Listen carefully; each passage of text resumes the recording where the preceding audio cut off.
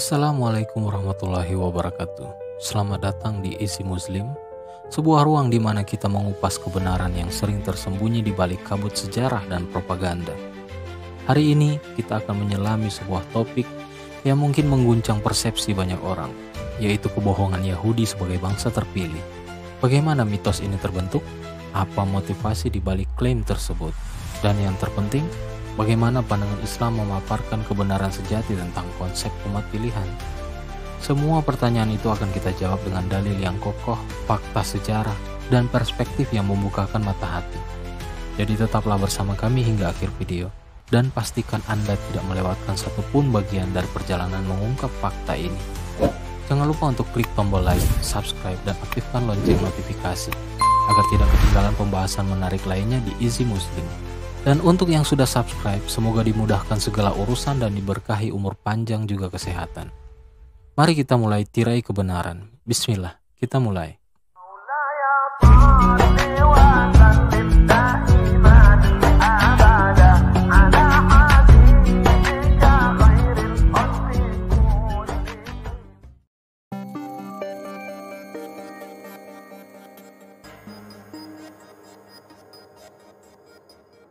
Para tokoh Zionis dan pendukung-pendukungnya mengklaim bahwa orang-orang Yahudi adalah bangsa yang dipilih Tuhan atau chosen nation. Pasalnya karena mereka diberi keutamaan oleh Allah dibandingkan dengan bangsa-bangsa lain di dunia. Bangsa pilihan adalah sebuah kepercayaan bahwa Yahudi melalui keturunan dari Nabi Yakub alaihissalam adalah bangsa dipilih dalam sebuah janji dengan Allah.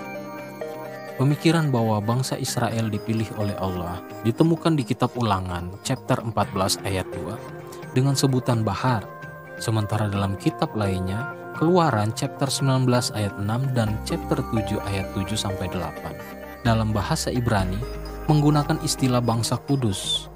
Mereka juga mengklaim bahwa kitab suci umat Islam yaitu Al-Quran mengabarkan hal itu pula. Dari klaim itu mereka membuat konspirasi untuk mengatur manusia dan menguasai dunia dengan berbagai cara, termasuk perbuatan keji sekalipun. Orang-orang di luar bangsa Yahudi dianggap sebagai goyim yang boleh disiksa, diambil hartanya, bahkan dibunuh. Kebiadaban mereka bisa kita lihat sampai hari ini, yakni di Palestina. Dengan sombongnya mereka mengusir rakyat Palestina, menduduki tanah-tanahnya dan membombardir warga Gaza, dan melakukan berbagai tindakan kejahatan terhadap warga Palestina di tepi barat. Di Indonesia sejak beberapa tahun terakhir ini ada beberapa organisasi yang mulai secara terang-terangan membela Zionis Israel. Keberadaan Zionis Israel di tanah Palestina mereka anggap sebagai tindakan yang sah dan legal, karena mereka kembali ke tanah yang dijanjikan. Mereka juga membuat website untuk mengampanyekan kebaikan-kebaikan Yahudi dan Israel. Lalu bagaimana pandangan Islam terhadap klaim bangsa Yahudi tersebut? Apa kata Al-Quran tentang mereka? Dalam video ini insya Allah kita akan mengupasnya secara sederhana.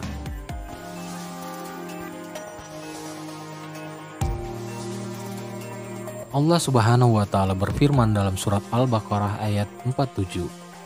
Hai Bani Israel, ingatlah akan nikmatku yang telah aku anugerahkan kepadamu, dan ingatlah pula bahwasanya aku telah melebihkan kamu atas segala umat.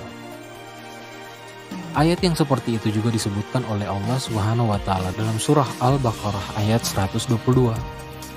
Wahai Bani Israel, ingatlah nikmatku yang telah aku berikan kepadamu, dan aku telah melebihkan kamu dari semua umat yang lain di alam ini pada masa itu. Ada 3 hal yang perlu dijelaskan dari ayat tadi, yaitu pertama, apakah Bani Israel itu adalah bangsa Yahudi? Kedua, apa fadilah atau keutamaan yang Allah berikan kepada Bani Israel itu? Dan ketiga, apakah hal itu berlaku untuk selamanya ataukah pada saat itu saja sebelum diutusnya Nabi Muhammad SAW? Ibnu Katsir dalam tafsirnya menjelaskan ayat tadi.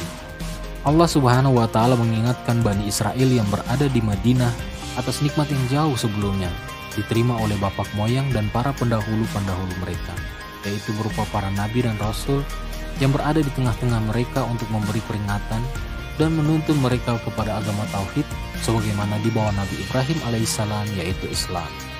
Sementara Imam Al-Baidawi dalam kitab Anwarut Tanzil wa Asrarut Ta'wil mengatakan Kata alamin pada akhir ayat tadi mengacu pada umat manusia di zaman Bani Israel ketika mereka menerima nikmat. Allah melebihkan bapak moyang Bani Israel yang hidup di masa Nabi Musa alaihissalam dan era setelahnya sebelum mereka membuat mudarat dan penyelewengan terhadap keimanan, ilmu, dan amal saleh yang Allah berikan kepada mereka. Allah Subhanahu wa Ta'ala memang mengutamakan Bani Israel, tetapi Allah tidak mengutamakan bangsa Yahudi. Ada perbedaan antara Bani Israel dan bangsa Yahudi, yaitu perbedaan dalam hal agama, keimanan, dan ketakwaan.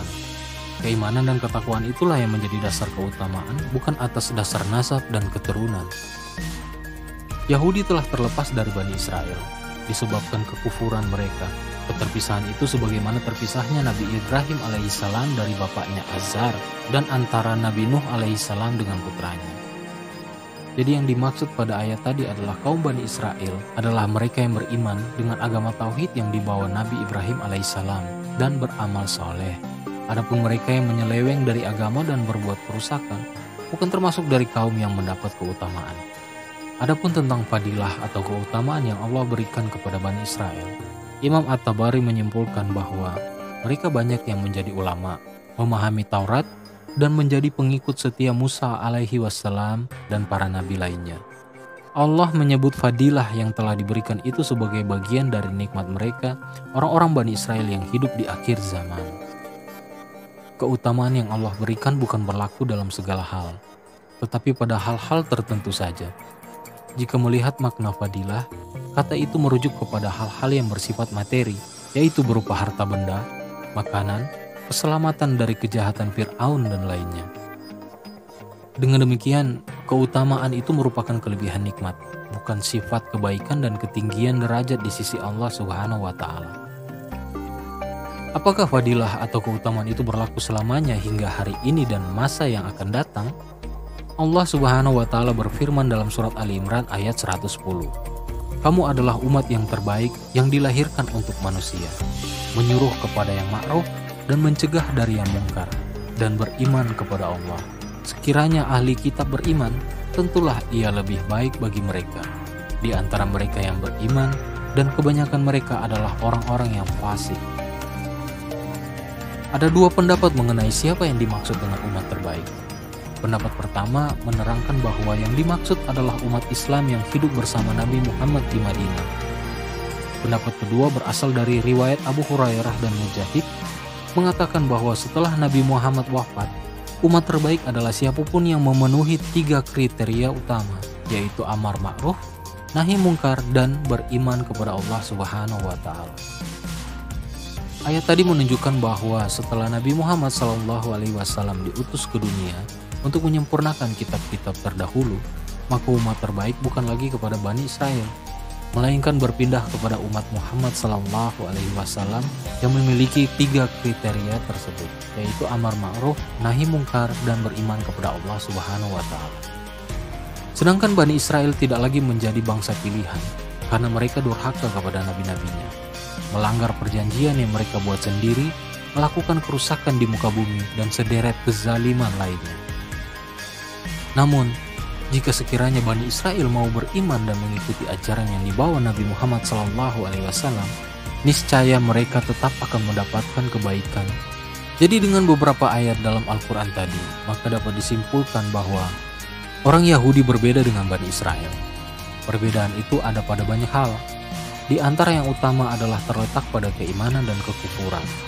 Bani Israel yang ingkar, yaitu orang-orang Yahudi, dikutuk karena kekufuran mereka dan pelanggaran terhadap janji-janji mereka sendiri. Kata khair yang terdapat pada surah Ali Imran ayat 110 tadi ditujukan kepada umat Nabi Muhammad yang bermakna ketinggian derajat dan kedudukan di sisi Allah Subhanahu wa Ta'ala. Sedangkan kata fadilah atau keutamaan pada Al-Baqarah ayat 47 bermakna memberi lebih atau bersifat tambahan. Allah Subhanahu wa Ta'ala memilih memberikan kedudukan mulia dengan derajat yang tinggi di sisinya kepada orang-orang yang beriman dan beramal saleh, bukan kepada orang-orang kafir, fasik, dan suka berbuat kerusakan di muka bumi. Jadi ukuran kemuliaan itu ada pada keimanan dan ketakwaan, bukan pada keturunan, warna kulit, bangsa, dan atribut keduniaan lainnya, sebagaimana firman Allah dalam Quran surah Al-Hujurat ayat 13. Sesungguhnya orang yang paling mulia di antara kamu di sisi Allah ialah orang yang paling bertakwa di antara kamu. Jika kita lihat orang Yahudi hari ini di Palestina, juga di negara-negara lainnya yang mendukung keberadaan Zionisme, menurut Al-Quran, mereka bukan bangsa pilihan karena perbuatan mereka sendiri yang menentang ajaran Allah dan Rasul-Nya. Mereka secara terang-terangan, tanpa rasa malu mempertontonkan kezaliman demi kezaliman kepada umat manusia. Klaim mereka itu dusta dan harus dilawan agar kedamaian dan keadilan kembali tegak di bumi Palestina dan di seluruh dunia. Semoga pembahasan kita ini dapat membuka wawasan, menguatkan iman, dan menambah kecintaan kita kepada kebenaran. Kebenaran hanya milik Allah, dan kita sebagai hambanya dituntut untuk mencari, memahami, dan menyampaikan kebenaran dengan penuh hikmah. Jika ada hal yang belum jelas atau mungkin terasa berat, mari terus belajar bersama dan saling mengingatkan.